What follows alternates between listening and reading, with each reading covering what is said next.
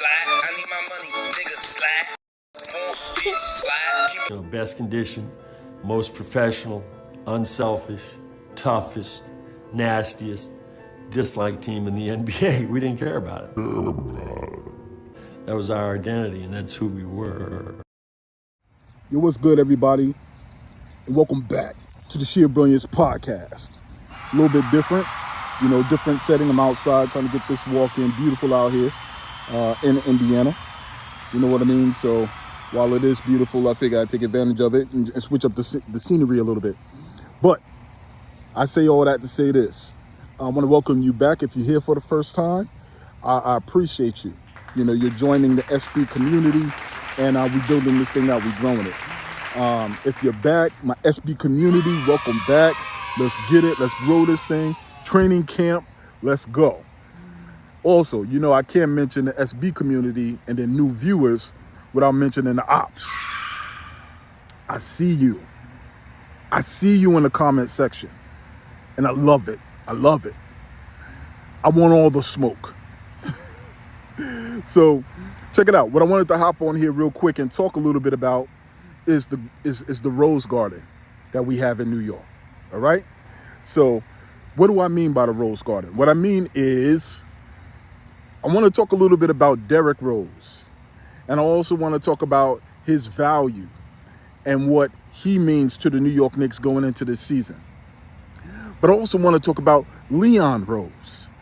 And I didn't have an opportunity to talk about the conversation that Leon Rose had with Alan Hahn, but I think it's important. So that's what I want to do. I want to talk a little bit about that conversation with Hahn and Leon Rose and what I pulled from that and the tidbits that I pulled from that. And I also want to talk about Derrick Rose and the value of having an MVP on our squad and leading this team to prosperity in a very short future. So, Garden of Roses, let's get into it. First, let me just kind of go over what I pulled from the conversation with Leon Rose and Alan Hahn. I absolutely loved it. I saw some of the comments, so I had the advantage of seeing people's reaction to that conversation, almost like through a rear view mirror, right? And the benefit of that is kind of seeing how people responded to how, Leon presented himself, how he looked, getting some insight into the negotiations with Donovan Mitchell. And for the most part, what I absolutely loved about it, Alan Hahn did a great job. Alan Hahn did a phenomenal job, man. I think many people have shared this sentiment. I agree. He asked all of the questions Knicks fans will be thinking about as well asking. So I'm glad that Alan Hahn did the interview and he asked the questions that he did. Few things that I took away from it. First and foremost, that's how you run an organization. That is how you run an organization. Leon Rose broke down his leadership style. He talked about assembling a team of experts. He talked about his thought process in terms of making a decision, how he leads his team, how he values their opinion, and how he takes all that into consideration when making a final decision. That process is my exact process. And I'm not just saying it's the correct process because that's the process that I follow, but it's what you do when you are leading a multi-billion-dollar organization. That is how you lead. So sometimes if I heard some people say, he looks awkward. You know what I mean? He looks like nervous. He does all that stuff. Look, I don't know what y'all got to stop watching television. Y'all got to stay off of Netflix. All right. All of these president shows and power couples and power, and you're supposed to look this way or look that way because you're a leader. All that shit is false. You know what I mean? Exactly what he did when it's measured, it was strategic, it's calculated. It's teamwork makes the dream work. That's how you successfully lead an organization. So I was really, really impressed with the thought process and how Leon Rose communicated. I like how he shut down real quick the tampering accusations when that question was brought up. And I think he actually means it when he talks about really being happy with the team that he's been able to assemble. When he talked about the draft picks, when he talked about the core of the youth, he even threw Trevor Keels in there. When he just talked about the success that we've had in drafting young players who still may be a little bit raw, but who have potential, and then also the also the moves that he was able to make in order to, in essence, free up time for them to be inserted into the rotation. So I love that. I loved watching it. One last shot. I know I mentioned this in a previous video, but the outside media, the major media, they hate it.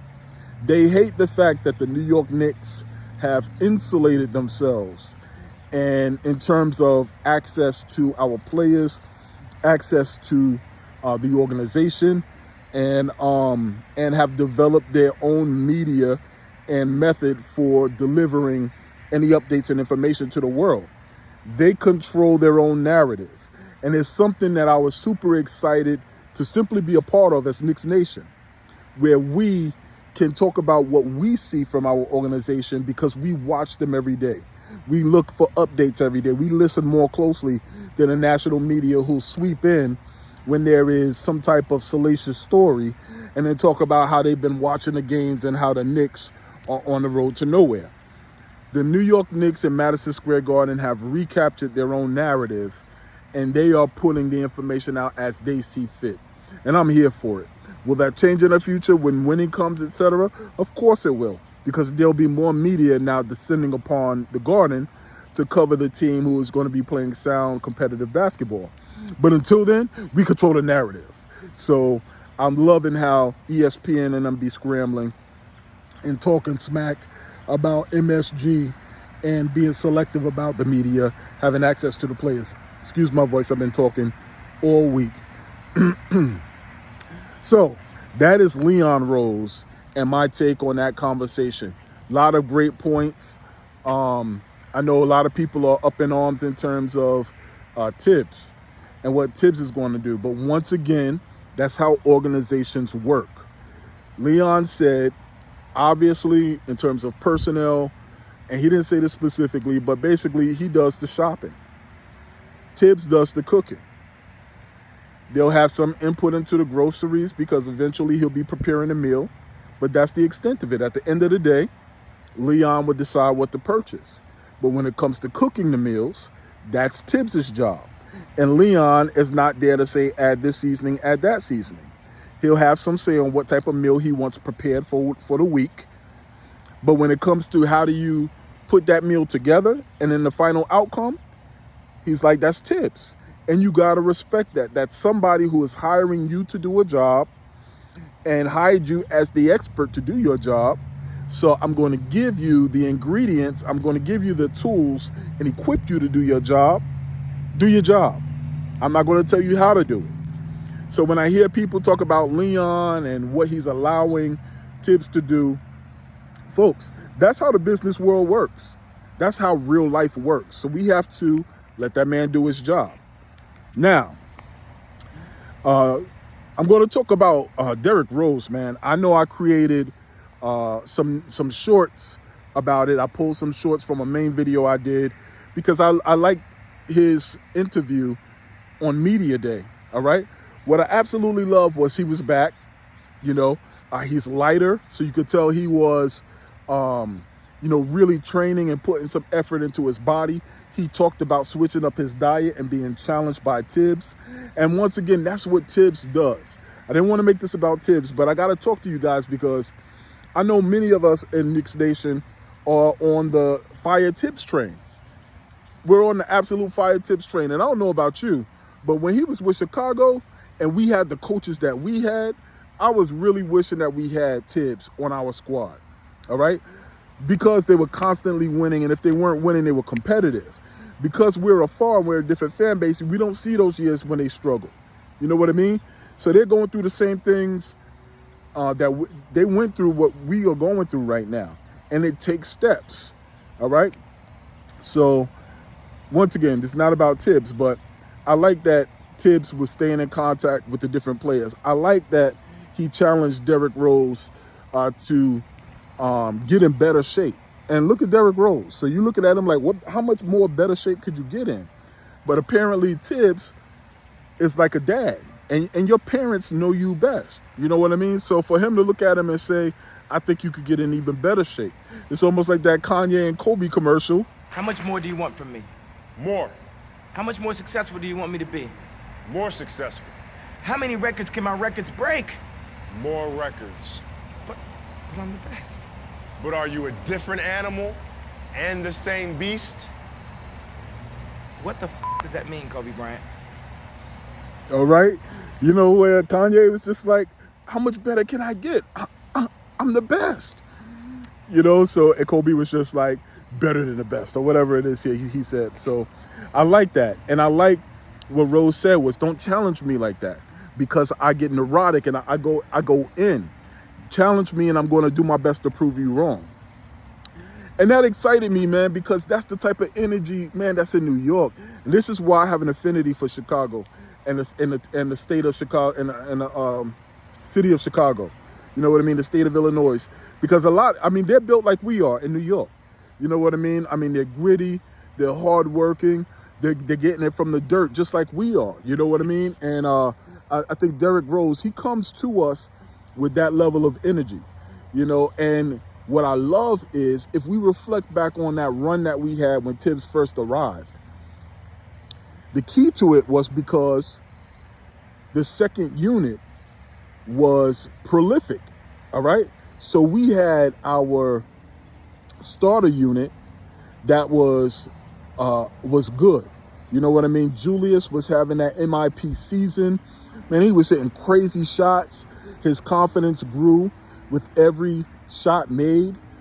The team figured out their role in playing around Julius because Julius was doing his thing. So ultimately they were able to say, okay, let me carve out what my role is. And they were able to find that quickly.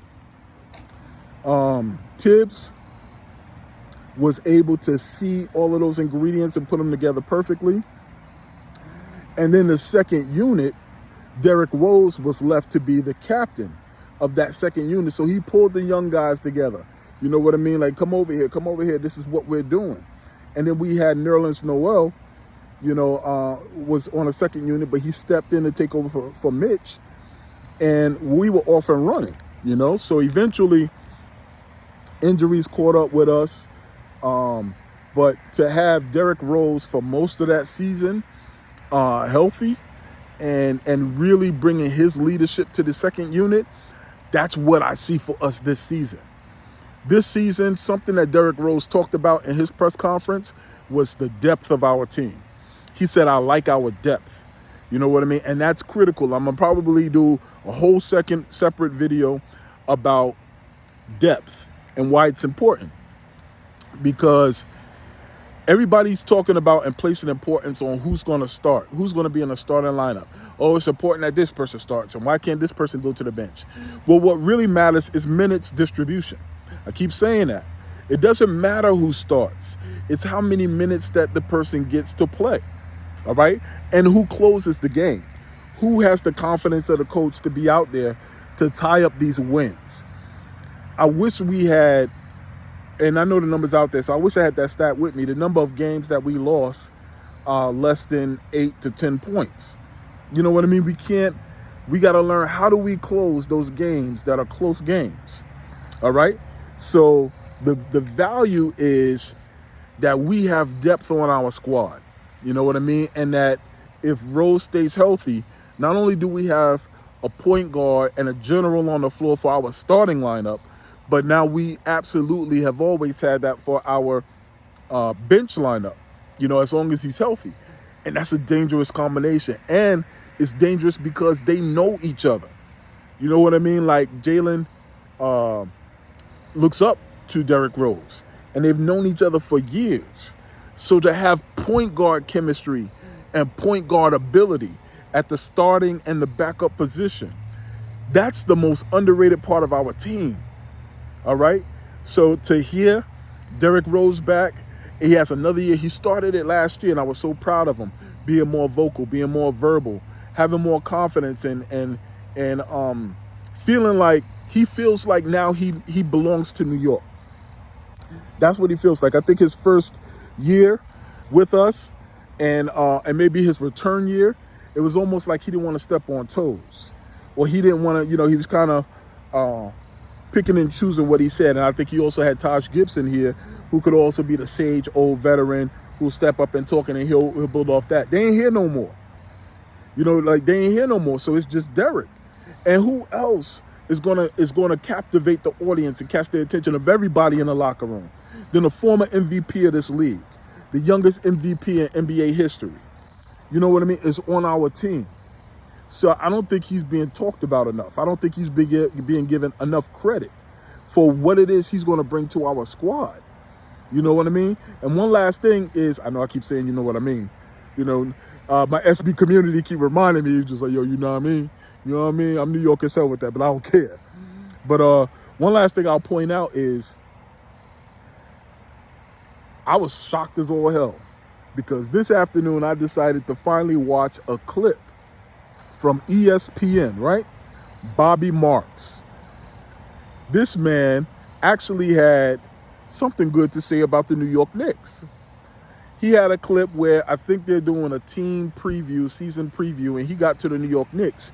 And he said, I am bullish on the Knicks. I quote, he said, I am bullish on the Knicks. What does that mean? Basically what that means is, and Bobby Marks is a former front office executive in this league, I like what the Knicks are doing. I'm looking at their youth. They are positioned as an organization to be successful. In terms of their youth, I like how they drafted. They have talent. He mentioned by name Obi Toppin, IQ, Grimes. He even mentioned Trevor Keels and seeing how he's going to develop. He talked about how the Knicks have drafted well. He talked about how they have talent. He talked about the fact that they have draft picks going into the future, which also provides for them flexibility if they want to move around the roster. He talked about the solid leadership. He talked about being bullish on the Knicks. And I say that to say this. The media will try to insert little things to incite the Knicks fans and try to create a narrative that we latch on to and get some type of rise out of us, right? They did that with Tibbs, all right? Tibbs' conversation about Evan Fournier. That was a planted question to get a rise out of Knicks fans, and it worked, all right? We got up in arms. There was 33 million videos made about it. Oh, this is why I hate Tibbs, fire Tibbs. It's the beginning of the season, yo. We got a top coach in this league. Contrary to what you believe, what you want to believe. We have a top coach in this league. We have a top coach who has produced stars, who've coached all-stars, who coached the MVP, two-time coach of the year. What are you talking about? We're at the beginning of training camp. This is where battles are done for the starting jobs. And y'all cats are going crazy, and these cats ain't even on the floor. We don't want to get to the point where we become comical to the players, where we become caricatures of who we are as Knicks fans. We don't want that.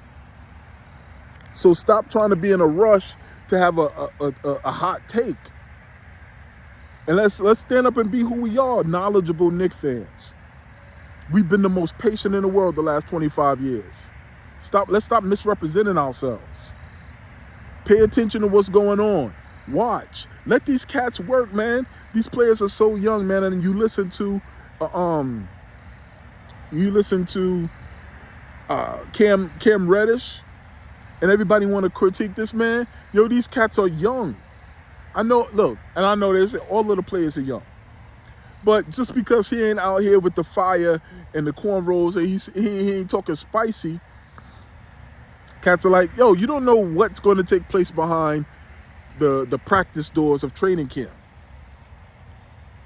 We want these players to move around, walk, talk, and act like we want them to move around. And that's just not them. But the most important thing that we need to be worried about is the performance on the floor. When that ball goes up and it drops, regular season. That's it. We can't get too high or too low come preseason, all right? And that's ultimately, and I didn't, you know, y'all know me by now. If you part of the SB community, you know me by now. I'm the one to get hyped. I'll get hyped real quick. We ain't playing all right? with this is and I want all the smoke, all of that. You know what I mean? We here, we got next, all of that. But at the same time, training camp, preseason, and at least the first 25 games of the season to determine what our identity is going to be, who is going to emerge, and what players have chemistry and cohesion. To that point, it's good to see that Jalen Brunson hit New York right away and wanted to get some run in terms of the pro-ams, in terms of pickup games with some of his teammates. You know, so needless to say, man, yeah, I'm going to end this video because I know I'm going to probably spill into some other video ideas that I have, but I wanted to keep this to the Garden of Roses. I wanted to talk a little bit about the conversation that Alan Hahn had with Leon Rose and my take on that. I think Leon's doing an excellent job. They're starting to give kudos to our front office, as they should. We absolutely do not want the front office being run like Knicks fans would run it. All right? Because I need to talk about us for now. We are easily swayed. Knicks fans are like New Yorkers at heart. You know what I mean? What you looking at? You looking at me? Nah, son, what? Yo, that's how we are. Sometimes we could be instinctual.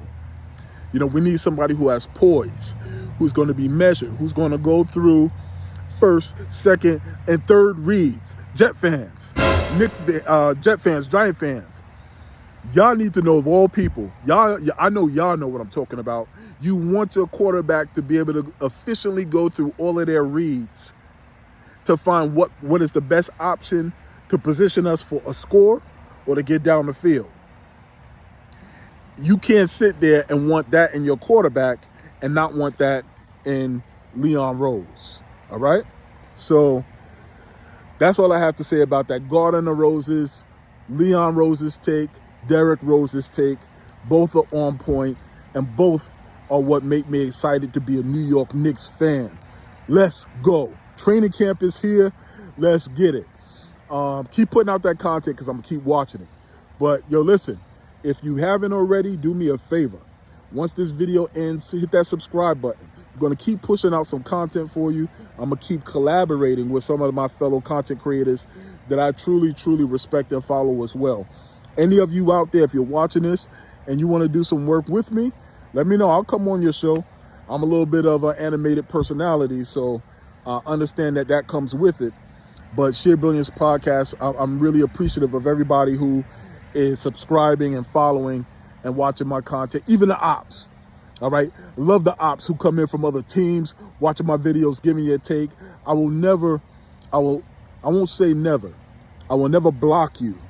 Okay. That's the whole purpose of being a basketball fan. You ain't always got to agree with me. You know what I mean? If you want to come and talk about, you know, to big up your team, that's what it's there for. I'm going to big up my team and we're going to celebrate it. And it's going to be peace at the end. But if you start getting extra and disrespectful and start maybe saying some things that you wouldn't say to me in person, then I'm going to have to block you. Because this is not what we're here for. We're here for good vibes. We're here for our teams. We're here to talk smack. Let's talk smack, baby. Everybody know that the greatest fans in the world are New York Knicks fans. We know that. Everybody else is second. We all understand that, don't we? We have that understanding, okay? And if we don't have that understanding, then chop it up with me. Bring it to me. I want the smoke, all right? So, same thing applies to our team that applies to our lives. There's no struggle, there's no progress. Do me a favor, once again, like this video or thumbs it down. I don't care. You know, let me know what I can do to kind of make this thing a little bit better. But we here, and we got next. Sheer Brilliance Podcast. I'm out. Peace. Man, oh, Yeah, stop playing with yeah. I like it. Stop playing with me, bro. Yeah, you know.